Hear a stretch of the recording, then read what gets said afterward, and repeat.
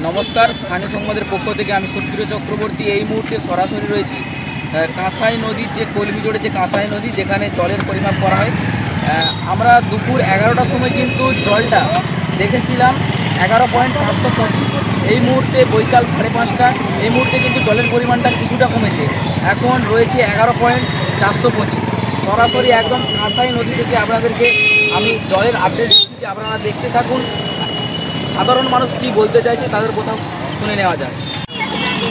কলমিজোড় পাইখানার বাসিন্দা আমি। এই কাল থেকে যা জলটা বেড়েছিল, আজ সকালবেলা প্রচুর বেড়েছিল, রিক্সের ব্যাপার ছিল। আজ এখন থেকে একটু জল কমেছে, তাই আমরা একটু ঝেড়ে নিঃশ্বাস ফেলছি। যদি আরও কমে তাহলে খুব ভালো হয়, আর যদি না কমে তো অনেক রিক্সের ব্যাপার হয়ে যায়। আপনার নাম? আমার নাম শেখ জৈনুদ্দিন আলী।